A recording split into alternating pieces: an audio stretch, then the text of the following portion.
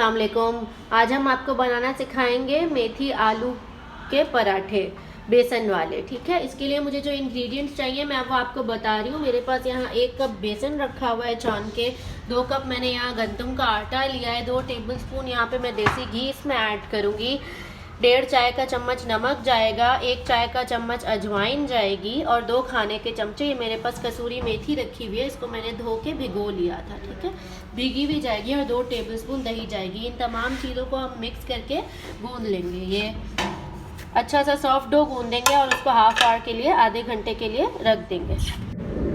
हमारी ये dough ready हो गई है। अब हम इसको रेस्ट देंगे अराउंड आधा 1 घंटा। आप इसको कपड़े से कवर करके रख दीजिए। देन इसके हम आपको पराठे और फिलिंग बनाना बताएंगे।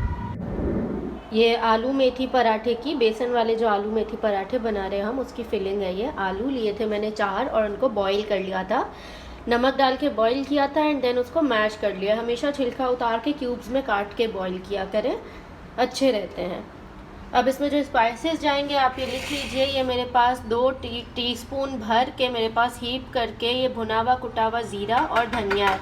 मैं धनिया और ज़ीरा दोनों 1-1 चाय का चम्मच भर के लिया। उसको फ्राई पैन में ड्राई रोस्ट कर लीजिए।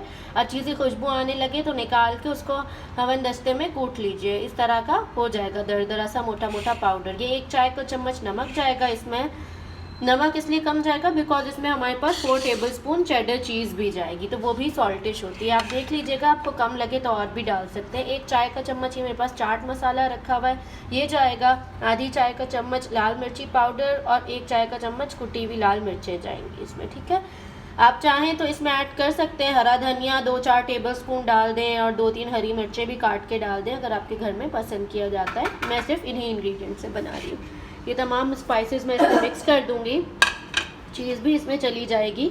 अच्छे से मिक्स करेंगे इसको हाथ की मदद से और इसके हम बॉल्स बना लेंगे। एक पराठे में 1 बॉल जाएगा। ठीक है, फिलिंग का मैं आपको आगे इसका पूरा प्रोसेस बताती हूँ। इसमें 1 अदद प्याज भी जाएगी, उसको आपने चॉप कर लेना है जैसे अंडे की तरह हम काटते हैं, इस तरह हमने काट लिया है। या आप चॉपराइज़र में चॉप कर लीजिए, पीस के पेस्ट नहीं बनाना है, जैसे इसको चॉप करना है। ये भी 1 प्याज इसमें जाएगी।